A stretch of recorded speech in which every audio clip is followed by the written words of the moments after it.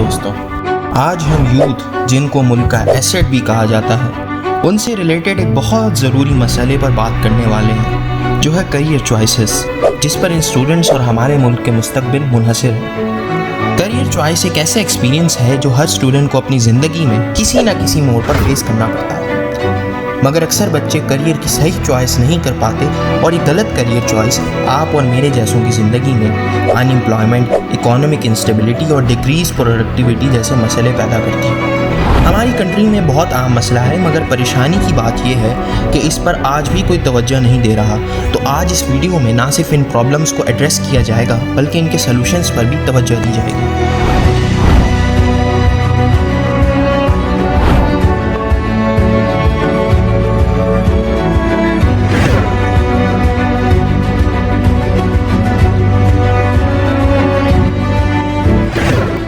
आज हमारे मुल्क में अक्सर घरों की कहानी ये है कि लोग क्या कहेंगे जैसे फैक्टर्स देखकर बच्चों का इंजीनियर, डॉक्टर या आईटी जैसे करियर चूज करने पर फैमिली की तरफ से प्रेशराइज किया जाता है। बिलाशुबा ये करियर्स मुल्क की तरक्की में बहुत अहम किरदार अदा करते हैं, मगर बच्चों को प्रेशराइज करना और इन फील्ड्स में उन्हें ज़बरदस्ती डालना कई मसाइल को जन्म देता है। ज़रा डॉन की रिपोर्ट देखिए। आज हमारे मुल्क में 70% इंजीनियर्स, जिनमें आईटी प्रोफेशनल्स भी शामिल हैं, अनएम्प्लॉयड हैं।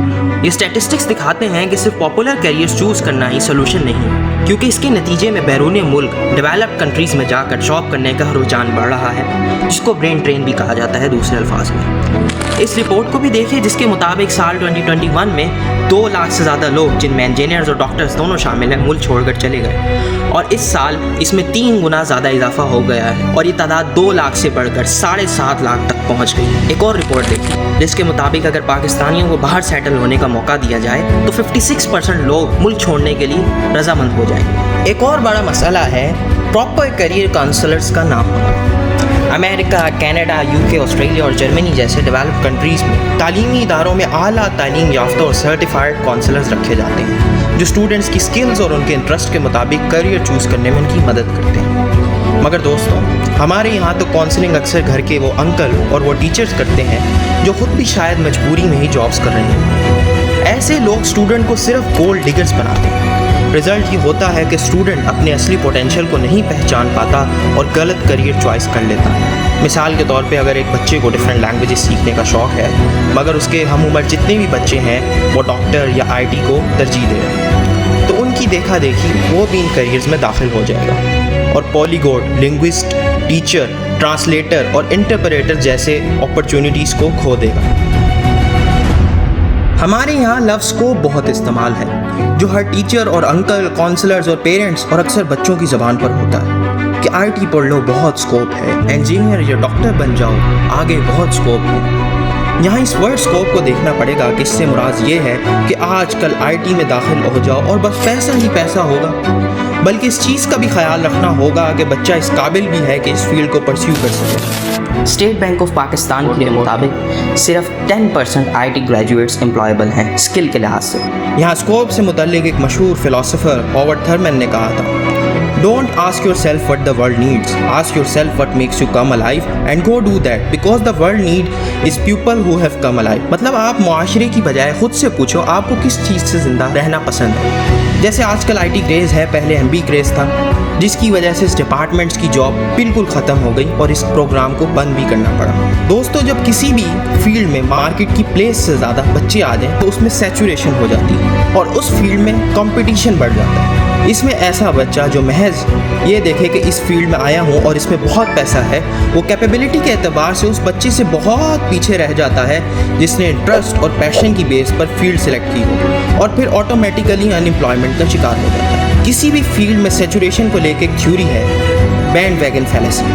भेड़ बकरियों की तरह दूसरों को फॉलो करना और इनकी चॉइसेस से इंस्पायर होकर डिसीजंस चेंज करना, ये सोसाइटी और मुल्क के डेवलपमेंट के लिए बहुत ज़्यादा नुकसानदेह है। इसमें एक मुल्क में सिर्फ चंद शोबे बहुत आगे निकल जाते हैं और उनमें भी बाद में ज़्यादा रश होने के बाइस मसले पैदा होते हैं। आज हमारे एजुकेशनल निज़ाम का ये हाल है। Art therapist, cultural heritage manager, museum curator, art conservator, Illustrator और बहुत से ऐसे कैरियर्स हैं जिनके नाम हमारे स्टूडेंट्स को नहीं पता। इस 2016 की एक रिपोर्ट के मुताबिक पाकिस्तान के चकवाल के इलाके में हज़ारों मास्टर्स डिग्री होल्डर्स ने गार्डनर्स और डोर अटेंडर्स की जॉब के लिए अप्लाई किया। ज़रा सोचिए दोस्तों, یہ ہزاروں لوگ جو کہ شعبوں میں اسکلڈ ورکر کے طور پر کام کر سکتے ہیں آج ایسی جاب کے لیے اپلائی کر رہے ہیں کہ جن کے لیے شاید ایجوکیشن بھی ضروری نہیں۔ میں یہ نہیں کہہ رہا کہ اس میں ساری غلطی کیریئر کونسلرز اور پیرنٹس کی ہے، مگر پھر بھی کسی حد تک ضرور یہ قصوروار ہے۔ کیریئر شفٹس بنا سوچے سمجھے کرنے سے کیریئر سیٹسفیکشن اور پروڈکٹیوٹی دونوں پر اثر پڑتا ہے۔ اس طرح انسان اپنی کنٹری اور سوسائٹی کے بارے میں بنا سوچے صرف ذاتی آرائش و آرام اور مٹیریل کمفرٹس کو ترجیح دیتے ہیں، یہاں تک کہ ان کو اپنے شعبوں میں کوئی انوینشن، ریسرچ یا ڈیولپمنٹ کرنے کا جذبہ ہی نہیں ہوتا۔ WHO کے مطابق پاکستان میں ہر سال 15,000 سے زیادہ اسٹوڈنٹ سوسائڈ کمٹ کرتے ہیں، جس میں 25% سے زیادہ ٹین ایجرز شامل ہیں۔ ہر کوئی اس لیے پیدا نہیں ہوا کہ اس کے ماں باپ یا اس کی سوسائٹی ڈیسائیڈ کرے کہ اس کو کیا کرنا ہے، بلکہ اس کے انٹرسٹ اور اس کی سکلز اس کو بتائیں کہ اس نے کیا کرنا ہے۔ تو دوستو، کیریئر کونسلنگ سے متعلق مسائل تو بہت سارے ہیں جنہیں ایک ویڈیو میں تفصیل سے بیان نہیں کیا جا سکتا، تو آج جو مسائل بیان کیے ہیں انہی کے سلوشنز پر ذرا توجہ دیتے ہیں۔ کوئی بھی کیریئر چوز کرنے سے پہلے ہمیں یہ دیکھنا چاہیے کیا ہماری سکلز اس سے میچ کرتی ہیں کہ نہیں۔ اگر صرف ہندی میں جسے کہا جائے خاندانی پرمپرا، اگر ہم صرف اس کو آگے لے کے چلنا چاہتے ہیں تو آئنسٹائن کا اس پر بہت اچھا کوٹ ہے: If you judge a fish by its ability to climb a tree, it will believe its whole life that it is stupid۔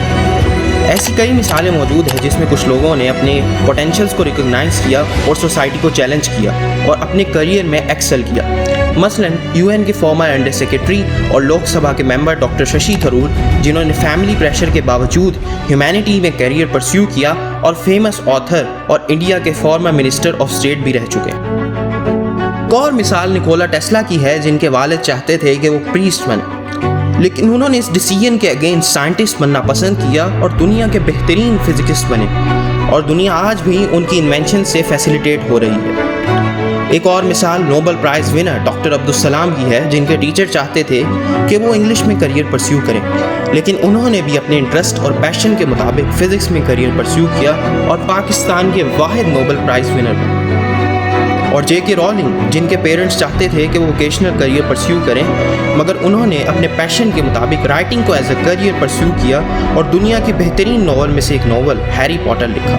اگر آپ کا ایمبیشن ایک مخصوص کریئر یا اس سے ریلیٹڈ فیلڈ میں ہے تو آپ ضرور اس میں ایکسل کریں۔ کیریئر چوائس بہت امپورٹنٹ ہے اور انہیں سمجھداری سے کرنا چاہیے۔ اپنے انٹرسٹ اور سکلز کو پہچانیں اور کسی بھی پریشر کے بغیر اپنے کریئر کا فیصلہ کریں۔ کیریئر چوائسز میں صرف پیرنٹس، ٹیچرز اور کیریئر کونسلرز تک ہی محدود نہیں، بلکہ اس میں پورا ایجوکیشنل سسٹم قصوروار ہے اور ساتھ ہی عوام میں مقبول لیڈرز بھی۔ اس پر ہم کسی اور دن ویڈیو بنائیں گے۔ اپنے دوستوں اور فیملی کے ساتھ اس ٹاپک کو ضرور ڈسکس کریں اور ویڈیو کو لائک ضرور کریں۔ شکریہ۔